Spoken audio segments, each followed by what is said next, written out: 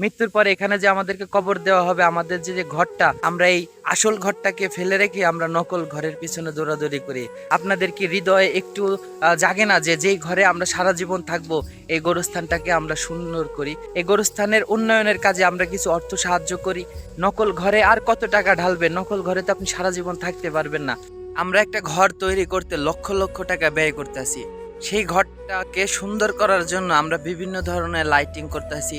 সেই ঘরের ভিতরে যাতে আমরা আরামায়েশে থাকতে পারি, এই জন্য আমরা এসি লাগাইতেছি।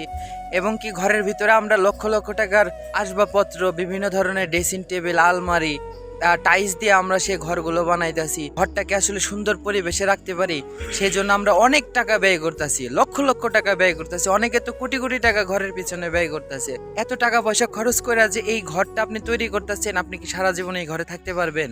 আপনার ঘরটা, আপনার বাড়িটা যাতে সুন্দর দেখা যায়, মানুষ যাতে দেখা বলতে পারে না রে অমুকের ঘরটা অনেক সুন্দর, অমুকের বাড়িটা অনেক সুন্দর। কিন্তু একটাবার বিবেকের কাছে প্রশ্ন করে দেখুন তো, আপনি কি সারা জীবন ওই ঘরে থাকতে পারবেন?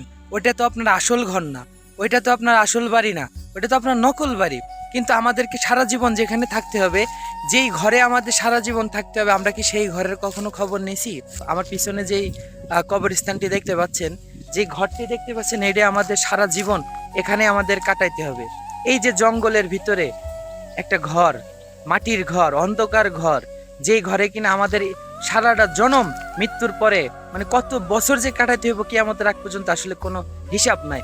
আমরা কি কখনো এই ঘর এবং এই বাড়িটাকে আমরা কি সুন্দর করার কোনো চেষ্টা করছি?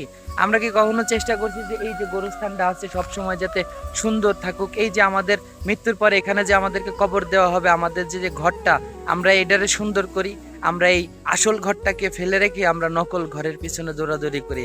আমরা নকল ঘরকে সুন্দর করি, কিন্তু মৃত্যুর পরে যে আমাদের আসল ঘরে আসতে হবে, মাটির ঘরে আসতে হবে, এটা আমরা আসলে ভুলে যাই। যেই ঘরে আমরা চিরস্থায়ী না, যেই ঘরে আমরা সারা জীবন থাকতে পারবো না, আসলে সেই ঘরটাকে আমরা সুন্দর করতেছি, লক্ষ লক্ষ টাকা ব্যয় করতেছি।